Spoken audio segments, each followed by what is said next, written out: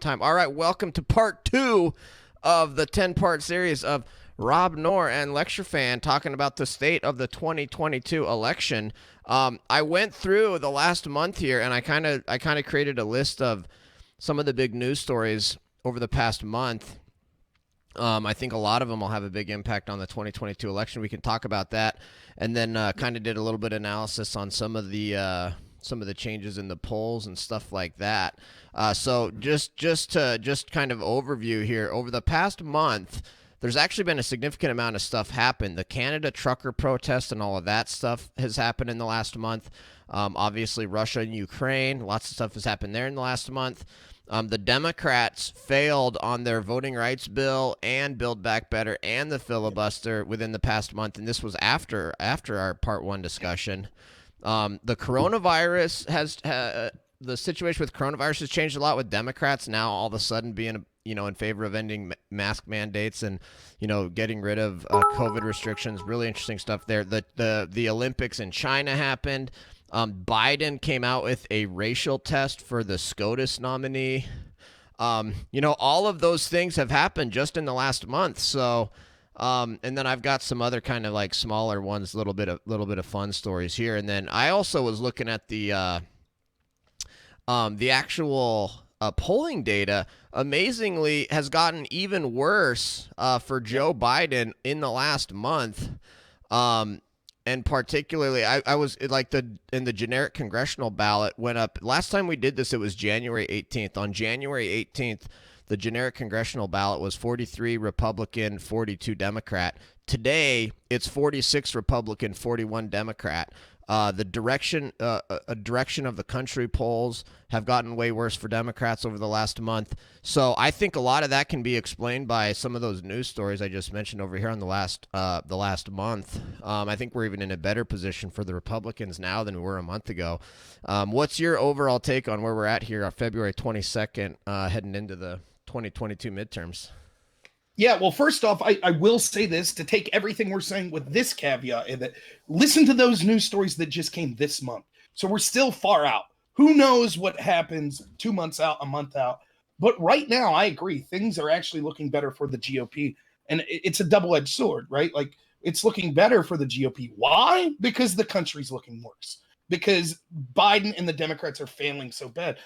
I'm the type of person that would love to eat crow. I would love the people that I don't like and thought would be a disaster to prove me wrong. But unfortunately, we knew what it would be. And so we do see the disaster. Now we have, how do you think it's going to play where I'm at in rural Pennsylvania, where people are already, because of lockdowns and restrictions and terrible economic decisions by Democrats and Biden, now they're talking about, well, gas might get up to $5 to $7 a gallon. Well, that's great. So the people I know that are struggling to pay rent now or to pay their mortgage, they're living paycheck to paycheck. How are they going to do when we doubled in 2 years their energy costs? That's going to be fantastic. So I was reading, I saw just the general ballot, GOP up 9. It's incredible. That's never, it's unheard of. It's unheard of. It's unbelievable. Yeah.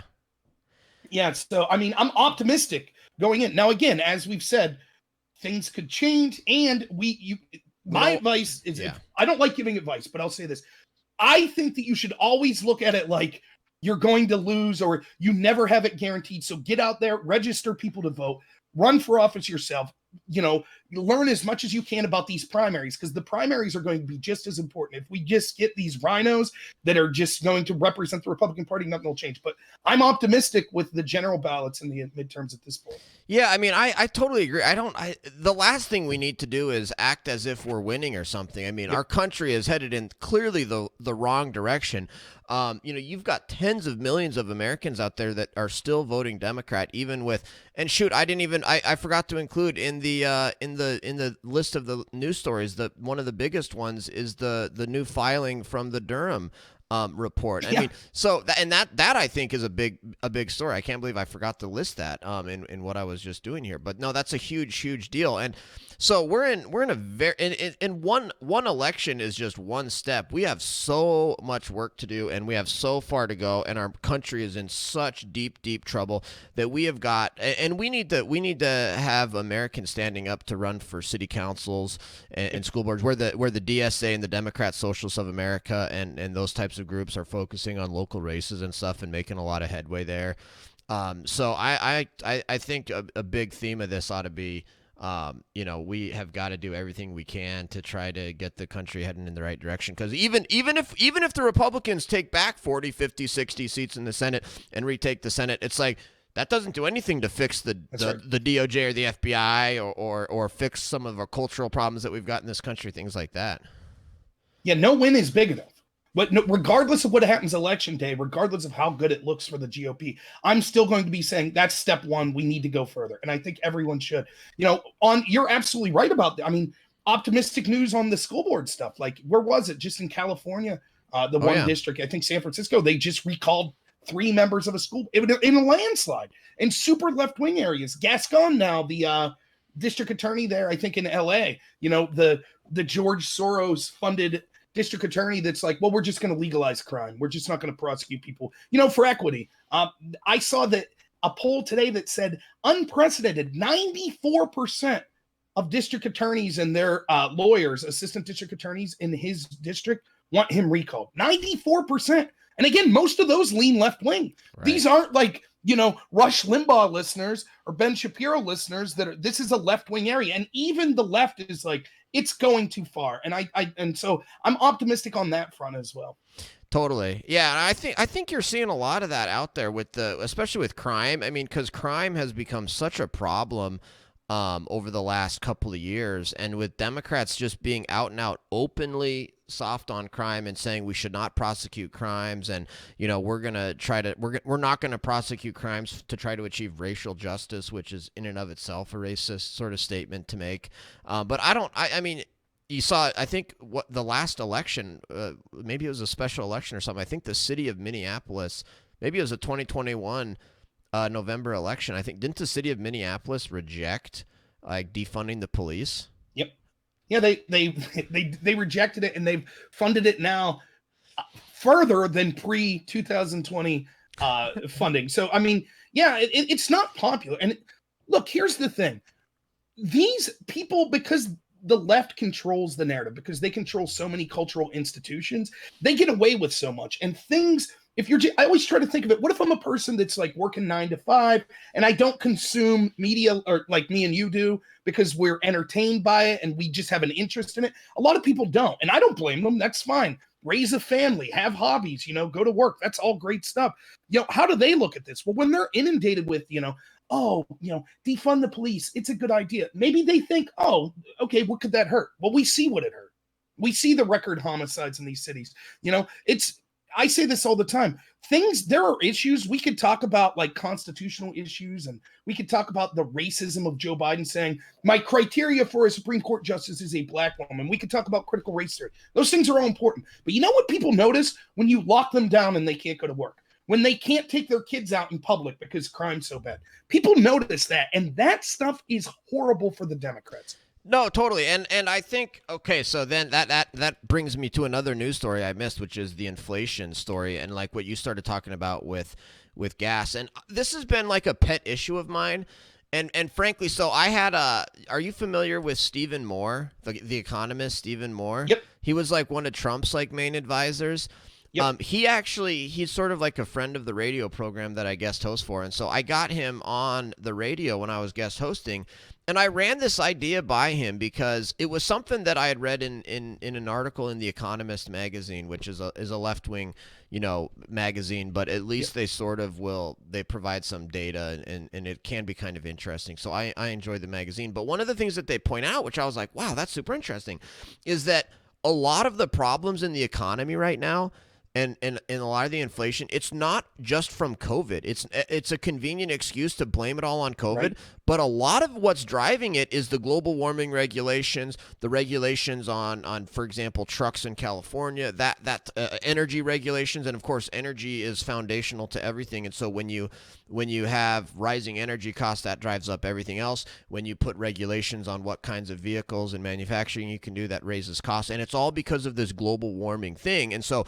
I ran this by Stephen Moore. I was like, isn't it true that a lot of the sort of problems in our economy and supply chain and inflation and all that stuff, it's not just like COVID and sort of these weird things. It's actually pretty clearly a lot of it is from these global warming regulations that Democrats all around the world, in various different places and various different industries have implemented. And he was like, yeah, that's absolutely right. And so I think what the Republicans ought to do is explain to the American people that you're getting hurt in your pocketbook. You don't have as much money anymore. Your quality of life is going down because these Democrats are insane with this global warming stuff, and they're literally they're going to ruin your life. And look, if you want to pay through the nose and pay outrageous sums of money, to try to satisfy AOC so that she doesn't think we're all going to die in 10 years, from global warming, great. But I just don't think the American people are fully informed yet enough on really how that's really impacting their pocketbook. And I think those types of issues, like you were just saying,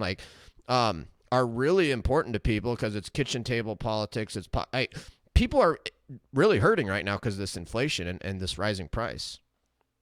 I mean, it's not just Republicans that think this. You remember one of Bill Clinton's mantras was, "It's the economy, stupid." Right. Absolutely right. Like all of these issues, and I did the policy debate in college, and it's just true. All of the issues that the left cares about or talks about all the time, they all get worse off when the economy collapses.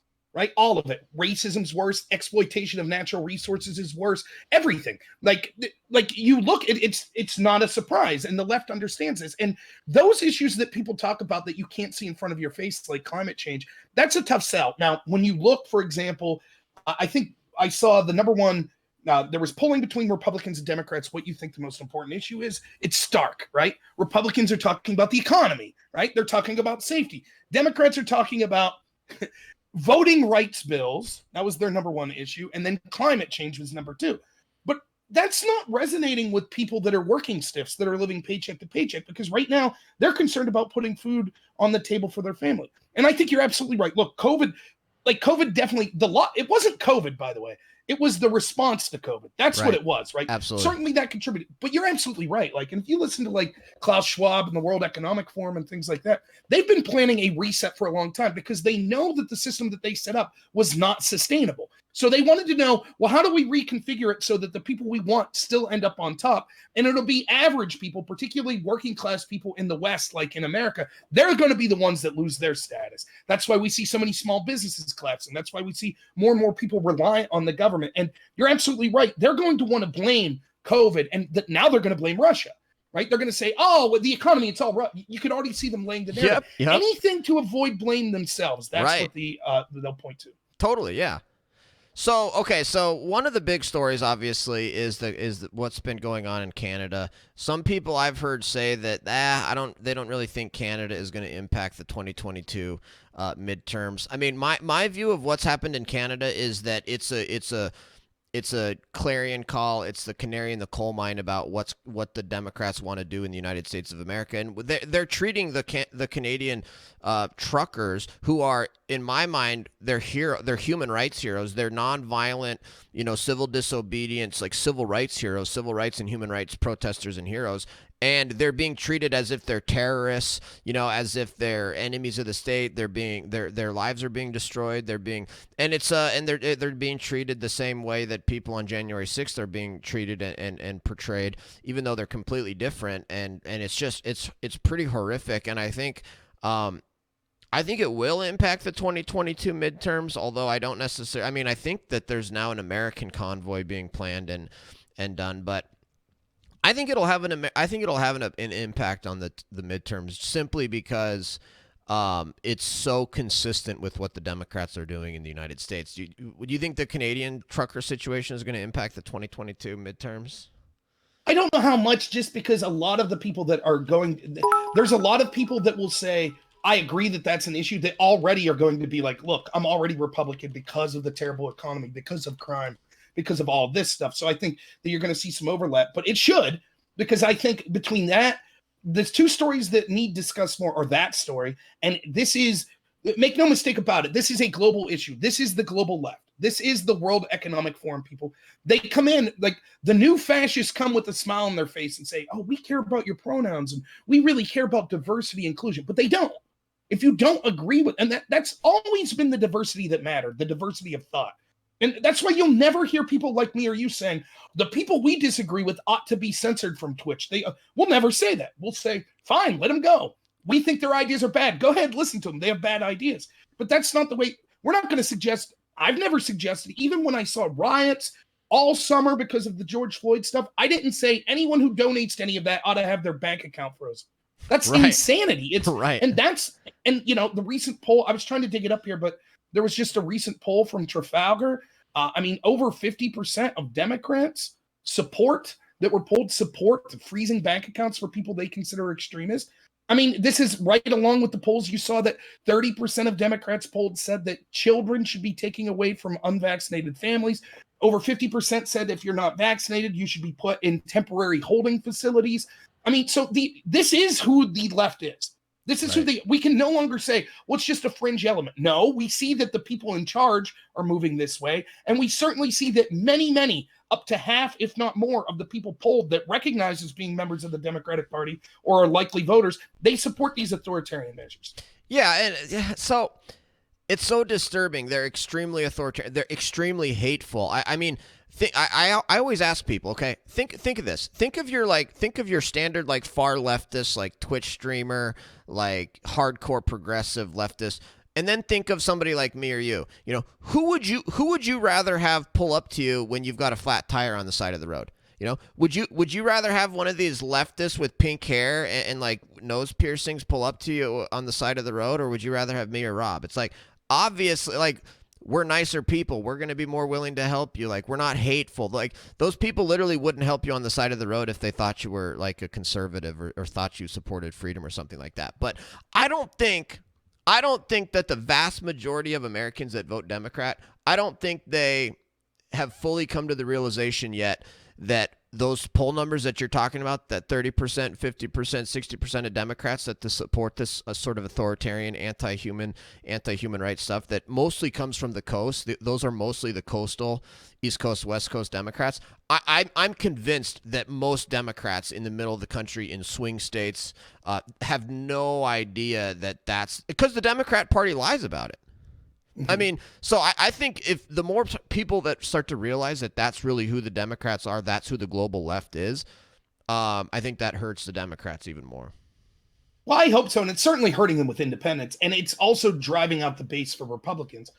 So regardless, and you always have to take polling with a grain of salt. That's absolutely true. You know, right. Are they just talking to Democrats in California and New York? Maybe, you know, But I see, you know, I'm even talking to moderate Democrat friends of mine. So when I ran for Congress, it was basically a 3-person effort, me, my wife, and then my old debate partner, who's a moderate Democrat, you know, and I always bounce ideas off him because he's a sensible, just because you believe in more social programs and things like that, that doesn't make you an immoral person. I might vigorously disagree, but I certainly could be friends with those people. So I bounce ideas off him. And when I was talking to him, under his estimation, he told me that he believes 20% of Democrats probably want you to die if you're not vaccinated. And that's staggering. That's staggering for a moderate to tell me. Now, he's freaked out. I wouldn't be surprised. He won't tell me yet, but I bet when we get closer to the election, I've got him to be like, I would consider voting for Republicans the first time in his life, right? And I'll bet the crazier it gets, we might be able to. So you're absolutely right. The moderate Democrats, they have to be looking and going, where's my party? Yep. Like what happened? When did these extremist nuts take over? And I think that that's good, not just for the Republicans right now, but it's also good for the health of the country later, because, you know, you don't want to always be relying every 2 years on an election to stop this insanity and this authoritarianism. If we could make those ideas unpalatable to even win in the Democratic Party, that's for the best. So I noticed this really sort of obvious change in the Biden administration right after they failed on the filibuster and right after they failed to get Build Back Better passed. And You're starting to see that too with the defund the police stuff, where these Democrats are saying, "Oh no, we never supported defunding the police. We've always supported funding the police." And then Biden pushing, the voting rights. What a complete misnomer. We already have voting rights in the United States of America. There's no such thing as a voting rights bill today. We already have voting rights. We already have 100% voting rights. That's not what any of this stuff is about. But so as soon as Build Back Better failed, their federal election takeover legislation failed, their attempt to change the filibuster failed. The very next day, Joe Biden was holding a roundtable discussion on competitiveness in the economy. And it was just like, since when do Democrats care about a competitive economy? But I think you're starting to see. So it's almost like the Biden administration really tried to appease the radical left, and he really went with the radical left and did Build Back Better and did to try to change the filibuster and tried to have a federal takeover elections, and he did all that stuff to appease the left and satisfy the left. So now he can go to the radical left, the progressives and whatever, and say, hey, I tried. We didn't have the votes. Be mad at Manchin, be mad at Sinema. And now in the 2022, I feel like Biden is going to try to play it off as the Democrats are this moderate, wonderful party, your old school Democrat party. And it's just so dishonest. Newsom did the same when he was recalled. All of a sudden, when the recall election was happening, he started to lift restrictions. Magically, the science changed just in time for Newsom to say, I did it. You could go back to life as normal. And my take on it is this. I'm not saying your neighbor next door that's Democrat. I'm talking about the people that run the show. I think that they want everyone reliant on the government. They don't want people to be self-sufficient. They don't want people to have successful small businesses. They don't want workers that are out there that can get into the upper class through the sweat of their brow. They want to give you bread and circuses, so you rely on them. That's what they want. That's why they like increasing the labor force with illegal immigration. That's why they have these globalist tendencies. That's my opinion on it. And so, yeah, I absolutely agree. What you see it with COVID. All of a sudden, the science changed. Things that you could get kicked out from YouTube for saying, for a year now, all of a sudden they're saying, like, we shouldn't just count COVID cases. How many people are in hospitals because of COVID versus they happen to test positive, right? You see that change. You see, all sorts of, it's time to get back to normal and things like that. And it's absolutely the same with the economy. And what I try to tell people is what they talked about for the past year and a half is who they really are. Now they see the polling data came in and they're like, oh, we have to pretend we're not that extreme. We have to pretend that, oh, no. We were just it was, they won't even do that. They'll just lie. They'll have their media cover for them. That's what they'll do. And they'll gaslight you and say, we were never that way. We were never really for lockdowns. We were never really for forcing children to not go to school. That's what they'll try to gaslight you into saying. And you shouldn't fall for it. And if you're watching, I don't care if you're traditionally Republican or Democrat, don't fall for that. That stuff you see right now that you don't like, that's who they are. And if you vote for them in 2022, that's who they'll become again. They'll be, as soon as they're in power, they're going to become the extremist again. Right. Or they'll say the science changed, even though it didn't. Right. But that's right. It didn't. Isn't that funny though? How you always have to have 100% trust in science. You can't ever second guess science. But it changes when it suits the Democrat Party. So I guess it wasn't always the absolute greatest thing ever. All right. What about do you think the Russia-Ukraine situation is going to impact 2022? Democrats hope, ironically, because I think they're a disaster on it, but they hope because it's a wag the dog scenario, right? But I don't think it will that much. Again, if you look at people that were leaning Republican for all these other reasons, I don't know that this tips the needle for many people. So then you might say, well, will this drive out the base for Democrats? No. I mean, they tried this Russia stuff for 4 years when Trump was in office. Every crooked lie, spying, I think it was a literal coup. I really do, what they did to Trump. And yet, even when they pushed it every day, when CNN or MSNBC would hire polling to poll their viewers, Russia was always like 7th on the list. You could fire the Democrats up talking about climate change. You could fire them up talking, I guess, about voting rights, which is stupid. But Russia doesn't seem to tilt the needle. And I think that a lot of people, despite sort of the Democratic Party trying their best to be like, listen, you need to really care about the Ukrainian border, this, that, and the other. I think it's a tough sell. I think a lot of Democrats, even though the people that are the loudest became sort of war hawks. A lot of Democrats remember the Bush years. They remember protesting the Iraq war. And a lot of them, it left such a bad taste that they're just like, I don't even want to think about that area of the world. They might say, I hate Putin. I think that Trump was in league with Putin. But when it comes to like, well, you have to vote for Democrats because they're going to be better on somehow saving Ukraine. No, I don't think that many people are going to go for it. Yeah, I agree. I mean, I don't think foreign policy has ever really made a huge impact in American elections. Obviously, depends on what happens with Russia and Ukraine, right? I mean, it's actually we're in the middle, we're in the midst of sort of constant breaking news about Russia and Ukraine. So depending on what happens there, but to me, it just seems like sort of a continuation and confirmation of sort of Biden's just horrible foreign policy, whether it's Afghanistan and the disaster pullout there. And the disturbing thing for me, and this, as somebody that's traveled to 23 countries overseas and stuff, is like the fact that Biden has now changed American policy to where now if you're an American and you're overseas and you're in harm's way, we're not coming to get you. We're not coming to help you. Like it's a drastic change. I mean, my sister was in China when COVID hit, and I remember her telling me, she was like, "I'm so proud to be an American because the Trump administration was going above and beyond to organize charter flights to get Americans out of China when COVID first started." And that's been the American policy forever. If you're an American and you're in a foreign country and you end up in harm's way, that's literally the whole purpose of having consular services in another country. And Biden is just out and out. The Biden administration is just out and out telling people, if you are in Ukraine, sorry, we're not coming to help you. We're not coming to get you. And he did the same thing in Afghanistan too. And it's really disturbing. I don't even know why they're doing that and changing that policy so much, but it should have an impact, because I think the American people should be demanding that, no, the American government needs to be trying to help Americans overseas if they're in a tough spot. That's just so horrible. I mean, to me, the story that no one talked about was ISIS supposedly definitely bombed U.S. troops in Afghanistan when we were trying to evacuate, right? That happened. And we found out that through reporting and stuff that actually the Biden administration relied on the Taliban for security around the airport base, right? And so then where did ISIS come from? Well, they came from Bagram Air Base. There was a prison there where about 1,000 members of ISIS, and we left Bagram Air Base, and then the Taliban freed the ISIS prisoners. So we literally relied on the people that freed ISIS to protect us from ISIS, and then it failed.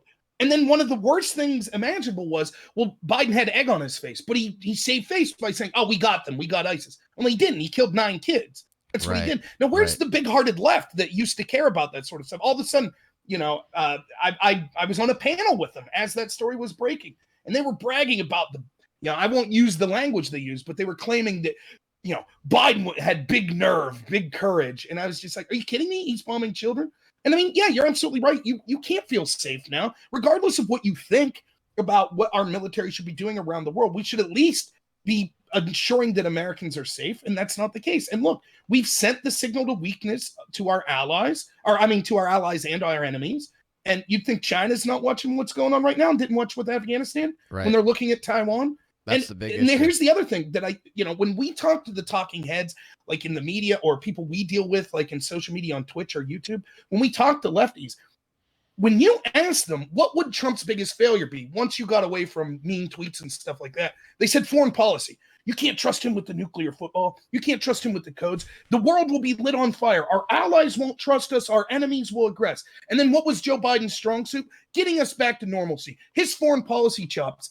And it's literally been the exact opposite. The area that they told us was Trump's biggest weakness and Biden's biggest strength is literally probably Biden's biggest weakness and was Trump's biggest strength. And to me, that sums up everything you need to know. This guy is failing at the one thing they told us he would be good at, and I think the American people see it.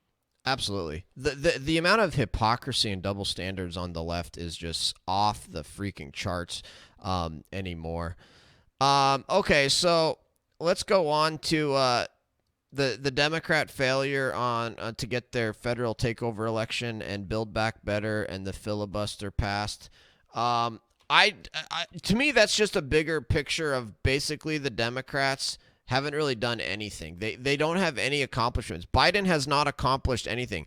And it's so silly listening to like Destiny and I'm Really Important bragging about Biden's accomplishments because he passed some, Congress passed some blowout stimulus package, which they do all the time, and all it is a bunch of corrupt spending, and the Biden administration is corrupt, and that's why Biden's foreign policy is so weak on China and Russia. Just throw that in there as an aside. But the fact that Biden, the literally only thing he can say that he accomplished is, we got Congress to pass like $1 trillion infrastructure bill, where literally like 9% of it went to infrastructure and the rest of it was just corrupt, like cronyism, like special interest spending and stuff like that. It's a complete joke. Biden hasn't accomplished anything, and they're focused on this insane like woke nonsense and stuff that nobody cares about. And so the fact, and now we're almost into March 2022 here, late February, and they haven't accomplished anything, and they're not going to get anything done. Build Back Better is pretty much dead. They may get a slice of it passed here and there, but I think the Democrats are in deep trouble because they controlled both houses of Congress and the White House, and they really have no accomplishments. Yeah, I mean, what have they done? Like, what did they run on that they were going to do? Right, like Joe Biden was going to not shut down the right. He wasn't going to shut down the country. He was going to shut down the virus. How'd that work out? How'd he do with that? Right. And then people will say, well, wages increased. Right, at half the rate that inflation increased. And that's if we use their new format for CPI. Because if we were using the CPI that we were using under the Trump years, it wouldn't just be a 7.6% increase. Now you're talking almost 9%, right? So, and look, that's one issue, right? You could lie to the American people about a lot, right? Again, those issues that you don't, did Trump put documents in the toilet? We don't know, right? But what you can't lie to them saying everything's great, the economy's doing good, to people that are saying, I can't pay my bills. You could lie all you want and say, no, you're just seeing things wrong. And that's the reality of it. Biden hasn't accomplished anything. Nothing at all. Like the best thing, like you said, the best they had was this infrastructure bill, where I had a panel where people were like, I would say this, I was going through parts of the bill. I was like, this isn't infrastructure. Of course it's infrastructure. And they kept on and on. And I was like, I'll tell you what, why don't you tell me one thing that's not infrastructure? Can you think of giving your definition of the Democrat definition of infrastructure? Name me one thing that's not. They couldn't do it.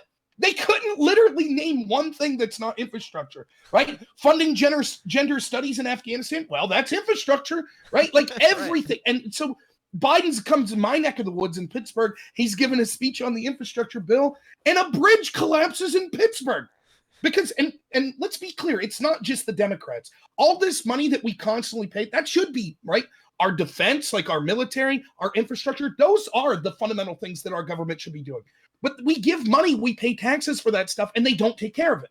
And certainly the Democrats are worse, but there are certainly many rhinos that need to be called out on this too. And so what we see is, this is your big victory, that you got a bunch of rhinos to go along with Democrats to have an inflated bill that's not going to do the stated purpose of like ensuring that the roads and our electric grid and things like that are good. I mean, it's a failure any way you slice it. And the PR people and the lapdog propaganda media is out there as strong as they can, carrying water for Biden. And the American people, I mean, don't believe us. Look at the polling, 9%. Or not +9 GOP in the general. Well, what's hilarious is if you watch any of the mainstream media, they will always say the Democrats, they just have a messaging problem.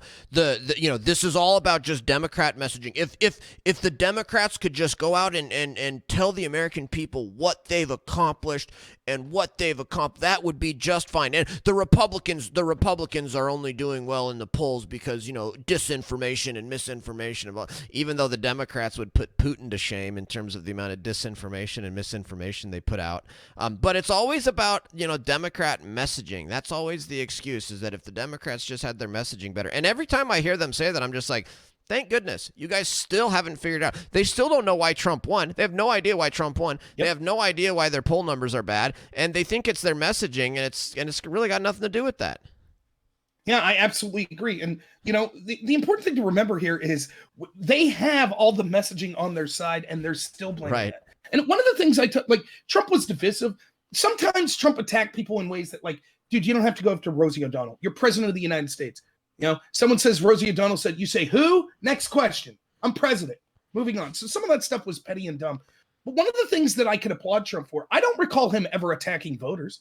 I don't recall. He might attack AOC, but he's not going to say the people that voted for AOC. Listen to what the Democrats are doing. If you're unvaccinated, you're the enemy. If you support the truckers, you're the enemy. You're a white supremacist. Well, there's a bunch of people that may have left-wing tendencies that now they're being lumped in. You saw it with the Joe Rogan thing. They made a list of all the right-wingers that he had on there, Russell Brand, right? Like all of these traditional Bernie voters that all of a sudden are now being called right-wing. And you could only attack these people so long before I'm not saying they're going to become diehard Republicans, but more are going to lean that direction. And they're certainly going to be like, I can't support this iteration of the Democratic Party. Totally agree. Okay, so my take is that the Democrats saw the writing on the wall with the polling in terms of mask mandates and vaccine mandates and COVID lockdowns and COVID restrictions, and now the Democrats have done like this total 180. And I think, to me, it seems like that's all for 2022. And so now they're going to go into 2022, claiming that they're the ones that ended the mandates and restrictions and open schools, and they're going to try to take credit for that. And it's just going to be complete gaslighting and misinformation. And I don't think the Democrats are going to be successful at that. But I have to say, thankfully, we've got a midterm election so that the Democrats finally backed off of this COVID insanity, if only just to try to help themselves in the election. Yeah, I mean, it's sad that that's what we've come to as a country. Your freedom only matters if it can help the Democrats win an election. And it's terrible. And it is gaslighting. And look, there's something to be said of, even if you're an authoritarian, I still respect you more if you stand by your convictions, right? What I can't stand is people that want to act like they didn't support the things that they just vehemently supported for 2 years. It's one of my biggest pet peeves I have. I hate dealing with people on these panels or on debates I'm on that will say things like this. Oh, I never bought into the Trump-Russia thing. I didn't buy into it. Oh, no, I was condemning violence from Black Lives Matter. And it's like, no, you weren't. That maybe you as an individual were, but there's a 95% chance you weren't. I just don't know you. I don't watch you every day. And that's one of the things that always really irked me, particularly about the establishment left. And it's one of the ways when you're having a conversation with someone who's more moderate that, for example, take an issue like gun control. They might say something like this. Well, what do you really care about bump stocks? If they got rid of bump stocks, it's the end of the world. And it's like, if you could see into the future and that would be it, maybe that's not the end of the world. But the problem is they're never honest about what they want. They're always going, as soon as you give an inch, they're like, okay, time for the next inch. And so they won't be honest. And I know, and you know, that they're going to find another issue, whether it be COVID in 2023 or climate change or January 6th type stuff and right-wing terror. They will find a reason to restrict us again and again and again. Absolutely. Until the election comes up, and then they'll partially lit up. So yeah, that's the message that I'm trying to spread to people. Don't buy them saying, oh, now everything's back to normal. Because I assure you, the science will change again if you vote for Democrats in 2022, and we'll be right back to where we were for the past year and a half. Yep. No, it's amazing. Every time I've gone on these Twitch panels, and let's say we're going to talk about cancel culture, suddenly all the leftists, they don't support cancel culture, and they don't support banning people, and they don't support censoring people. And then you talk about guns, and no, all of a sudden they don't support taking away your guns. And it's just issue after issue after issue, and they're just completely dishonest. And yeah, they never believed in, Trump-Russia collusion and stuff like that. It's just, it's absolutely preposterous. But I totally agree with you. Part of the big thing that the Republicans have to do is to show the American people that the Democrats are lying when they say that they're not in favor of all this stuff. But frankly, what I think the Republicans ought to do is we ought to have something, a specific proposal, and I've been calling for this. I've been calling for Congress to pass a new law that prohibits the president and any executive agency from ever mandating vaccines on anybody. And we ought to pass federal laws that prohibit lockdowns. We ought to be supporting a constitutional amendment that specifically says that all of your constitutional rights still apply even in a pandemic. We need to go on the offense here and we need to put in a new constitutional amendment that says never, ever, ever will there be a lockdown again. Lockdowns are unconstitutional. Black and white, period. And we ought to be running, every Republican running for office in 2022 ought to be out there on a platform saying we want new federal laws. We want Congress to pass a new law that prohibits vaccine mandates. We want a constitutional amendment that prohibits lockdowns, and run on that. I don't disagree. I think that you're right. At least, if not that, at least that it can't be done through executive order, right? That's even. I agree with you that the lockdowns are garbage, anyways, right? Even if they went through the legislative branch, but it's even more egregious that it's the Right. same in Canada. When I was talking to people in Canada, when the trucker convoy started, I had people like, you don't know what you're talking about. It's the premiers in each of the provinces. They're the ones that are in charge. Well, that's basically our governor. It's the executive branch. In my state of Pennsylvania, it was the same thing. Tom Wolf ordered these declarations. There was no vote. It was just the king on his castle saying, this is how it will be. And of course, just like all over the places, our king, Tom Wolf, decided he would violate the very orders that he enforced on us over and over and over again. He called us cowards for wanting to go to work, and then he went out and marched with Black Lives Matter when he said that you weren't allowed to have a crowd of more than 50. This occurred over and over, and it's a two-tier system. That's what it is. But yeah, you're absolutely right. I get sick and tired. Look, I say this all the time. I think the defining characteristic of the Democratic Party is corruption, and the defining characteristic of the majority of people in power in the Republican Party is cowardice. I was writing my representatives like mad in March 2020 when the lockdown started. Why won't you come out against this? When Tom Wolf, our governor, said there are two Pennsylvanians, one for white Pennsylvanians and one for black, I was like, can I get my rep to come out and say the people of Pennsylvania aren't racist? Can I get that? But I couldn't. It wasn't until internal polling started to show, oh, the lockdowns aren't popular amongst the people, that all of a sudden they found their courage. They found their courage to come out once everyone was saying it. And that's not leadership. You're right. It's not enough to just say, well, we're going to go back. We'll leave schools come back. I want something that says, and this will never happen again. I totally agree. Yeah, wouldn't that be? And I think that would be so motivating, and it would put the Democrats on the spot, and the Democrats would then oppose it. And I just think that would be a smart political move. I mean, if I was to ever run for office, I would absolutely support all kinds of laws and constitutional amendments to make sure that none of this lockdown, school closures, vaccine mandates, none of that stuff ever happened again. All right, I was gonna talk about the Olympics in China, but we've only got 15 minutes here. Let's kind of go along here. I think Biden's race test for the SCOTUS nominee is gonna kill the Democrats. Frankly, I'm wondering if Breyer literally timed his retirement from the Supreme Court to try to help the Democrats jazz up their base. And I'm talking to I think a lot of it, and if that's the case, that's a terrible disservice to our court and a horrible statement on the rule of law and where we're at as a country. But that Breyer would do that, clearly, I mean, there's no question Breyer did it so that Biden can choose his nominee, and hopefully before the Republicans retake the Senate. Because if the Republicans retook the Senate, it's not out of the question that they would have blocked any replacement until 2024. But I mean, I've even heard a lot of moderate Democrats be like, look, I'd love to see a black woman on the court, but what Trump or what Biden should have done is said, I will choose the most qualified nominee, and then just chosen a black woman anyway. Because then everybody's like, awesome, we got a black woman, she was the most qualified, great. When you come out and you say, I'm going to choose a black woman, and then you choose her, then everybody is thinking, okay, she was chosen because Biden said he was going to choose a black woman, and and then there's a second guessing that.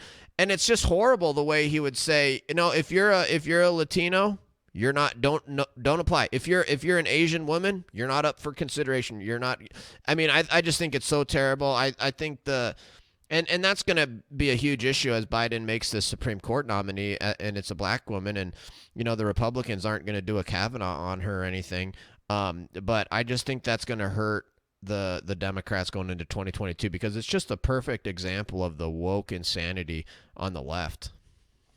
And so there's so much to say in this. One, it shows it's racism. That's what it is. It absolutely is. Yep. There are people that are qualified for that job that now won't be looked at. That's racism in our government. That's horrible. Second, whoever that black woman is, that's a disservice to her. She may be eminently qualified, but now the rest of her career, she's going to have these questions hanging over her head. Oh, did you only get the job because you're black? No, maybe she's a great jurist. She was a great judge, and now she gets crapped on. I mean, I probably won't agree with her interpretation, but that doesn't mean she's not qualified, right? But now that it's going to be, oh, you're an affirmative action, that's terrible.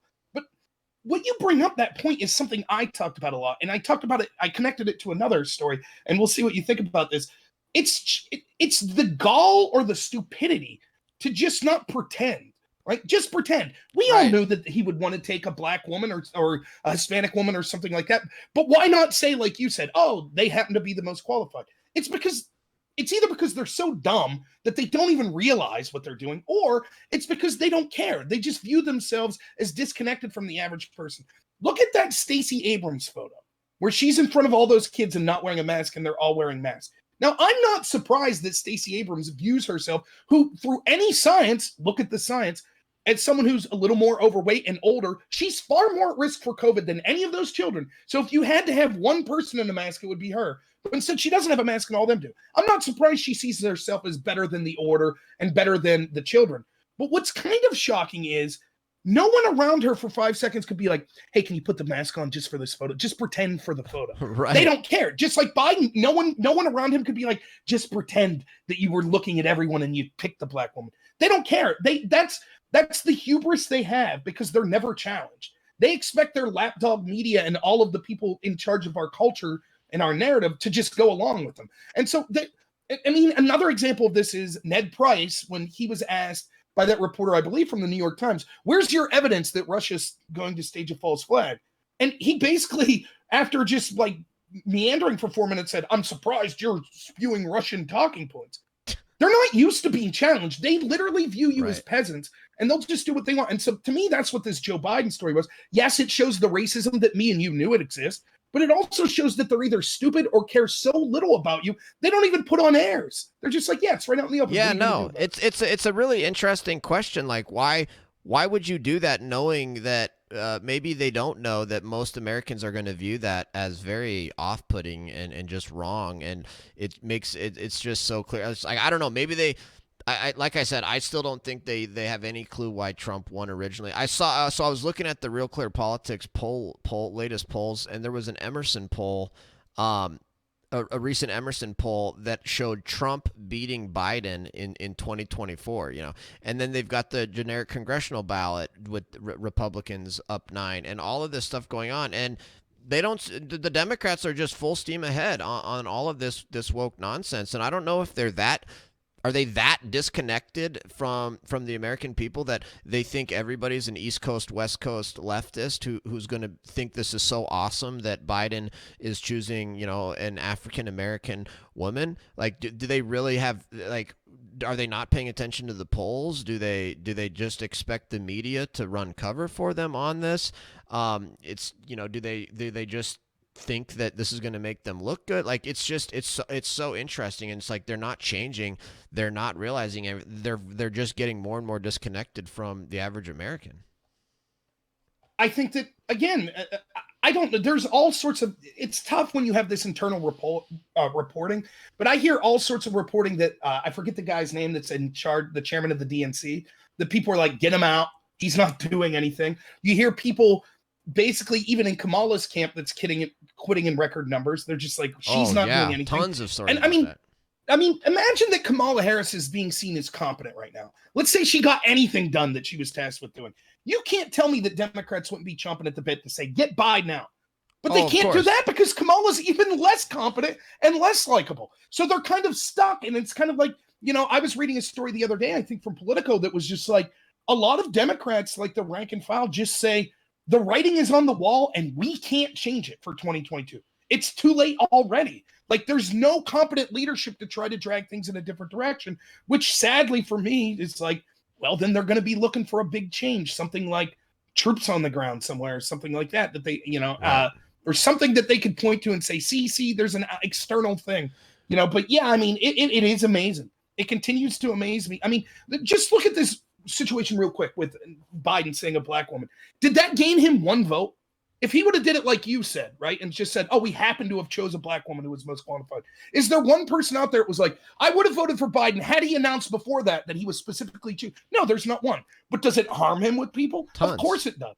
So, and it amazes me, and you hear a lot of people say this, how incompetent or how much hubris these people have that they, we're electing people. Yeah, I think it's the arrogance. We're appointing people to positions, and I'm sorry to say this, it's happening in our military too.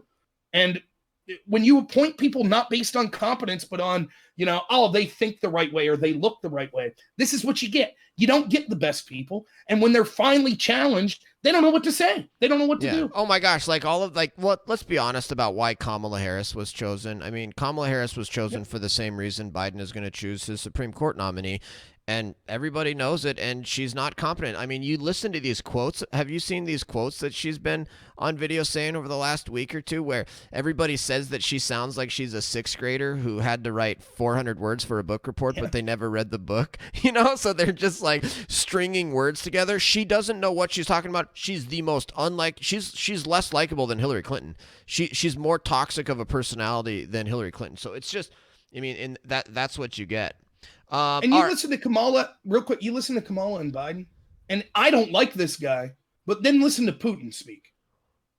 And it's like, oh, I know. That's a strong leader. That's someone who's competent. That's someone who's articulate. And say what you will, I thought that both Barack Obama and Michelle Obama, fantastic speakers, intelligent people, right? I can't, Biden because he has dementia, and Kamala Harris, she's just terrible. She's terrible. She can't speak. She's so fake. Everyone can see right through it. And mean-spirited, sort of fake. But no, Biden literally can't talk. I mean, like that. Always, whenever I'm talking about Biden, I'm always just like, okay, setting aside that he's corrupt, setting aside that he runs a crime family, setting aside all that, he literally can't talk. He literally can't speak. It's absolutely insane. At one point, he was likable. Like my friends in rural Pennsylvania, there was this meme that went along where he was like the wingman for Barack Obama. He was like, "Hey, Barack, I brought pizzas," And I'm sorry, I don't like Biden, so I don't feel bad for him. But in a sense, it's like, couldn't you just leave him be a doddering old grandfather and just ride off into the sunset? But no, you needed someone that you thought you could sell as this moderate guy. And this is what we get. A dementia-addled, corrupt, worthless leader in a time, and the world notices, our allies notice, and our enemies notice. Okay, so where do you see inflation going between now and November elections, and how do you think that impacts? So there's two ways to go. I think inflation's still going to be really bad, but the way that this is calculated is year to year. So think about it this way. If I was to tell you, as soon as Biden was sworn in, that 4 years later, inflation would be up 7%, right? You would be like, okay, that's not good, but it's not horrible, right? But if you have that 7% increase happen the first year, all of a sudden on year two, it's like, hey, it only went up 1%. That's pretty good. Look, inflation's gone down. So it might go down just because the numbers right now are so ridiculously high. But it's not going to go down commiserate to like the levels that we would expect to see in a normal year or that we were seeing under Trump. It's not going to go down. And, it's complicated and I can't claim to be an economist, but what's going to happen is the feds are going to raise the rates, right? And that raising the rate is going to devastate the stock market, but it will rein inflation in so much. So it's sort of a pick your poison thing. Either way, the losses are going to be passed down, whether it be through inflation or the stock market collapsing. It's going to be passed down to the American worker. That's who's going to be suffering, and whether it be through high inflation or other economic misery, the American worker come 2022 is going to be feeling just as much, if not more pain than they're feeling right now. Yeah, I agree, which is going to be terrible for the Democrats because the Democrats are literally just in favor of just pouring gasoline on the inflation fire, openly calling for massive increases in federal government spending at a time when we've got runaway inflation. I think the Fed raises rates and it causes such catastrophe that the Fed immediately has to reverse course and cut rates again. You saw the Fed try to raise rates in late 2018, and it caused the stock market crash. And our federal government does most of its debt on short-term instruments, 2-year notes, 1-year notes, et cetera. Mm-hmm. So that debt of the federal government is constantly rolling over. So when the Fed raises the rates, that causes the interest rate that the federal government pays on its debt to go up, and we don't have we can't afford it. We can't afford to pay higher rates. So like we're in this, and of course the stock market and the real estate market and the medical industry and the university industry and the car industry and all of these major parts of the economy are all propped up by debt. That we're just in a horrible spot economically, and this is why people on the right have been warning about debt, for a long time, because now we're in a horrible situation where you can either have massive runaway inflation or you can have an economic crash, and they're going to choose to allow inflation to go. Yeah, but don't worry, they'll just change the CPI numbers come election time, so Right. it doesn't look that bad. And I don't know if you'd read this. Not only did we change them recently, but if we went back to the 70s and used those CPI numbers, we're talking 14, 15% inflation. So Right. it's incredible. If you're someone who's like, I think you're more informed on these sorts of economic things than me. But if you're just casual like me, or even more casual than me, and you're not following this, it's amazing how they can massage the data. Changing definitions of things, changing the metrics that we use and things like that. And like I said, you could fake it on CNN, you could fake it on newspapers, but you can't fake it when people that used to be able to pay their bills can't pay it anymore. Totally. All right, last topic here. We got about 5 minutes left. We can do some closing comments here too. But I think I always thought the Trump Russia scandal was the biggest news story maybe of our lifetimes, and I thought that was the biggest piece of 2020. I thought 2020's biggest impact was going to be a big decision on whether or not Americans were going to reward out and out corruption and crimes and stuff like that. And regardless of what you think of the 2020 election, the fact remains that tens of millions of Americans voted for a corrupt Democrat Party, which had indisputably spied and abused the law enforcement and spying apparatus of the federal government, and to try to and then tried to take down a president, and just horrible stuff. And the latest Durham kind of filing kind of just continues to confirm that story and shows that Hillary Clinton was the one that made all this up and laundered that information through the FBI and coordinated with the media and the Obama White House and blah, blah, blah, blah, blah.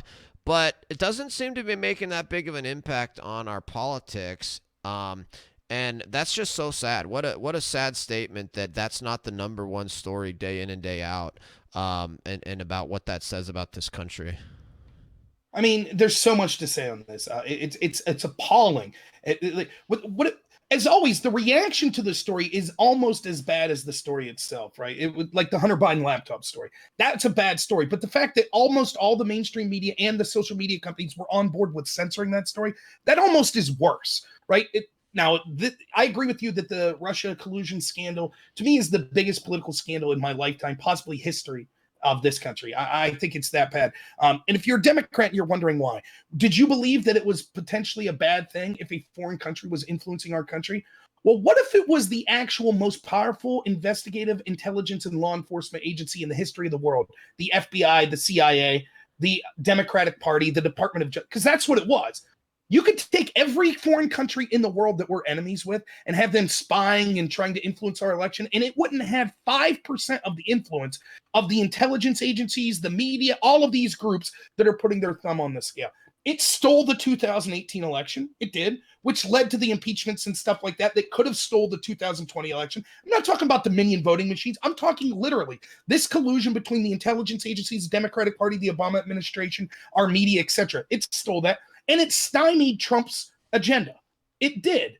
And now, all of a sudden, when that was the biggest story in the world for 4 years, we have filing. We have an actual indictment and a filing saying Hillary Clinton's team concocted this. They paid someone who abused access to private data, in other words, spied on Trump, then took that data to the CIA, which has no business in domestic affairs whatsoever. Then they took that to the FBI, that they were not only manufacturing that scandal, but actually talking to legitimate Russian spies colluding against Trump.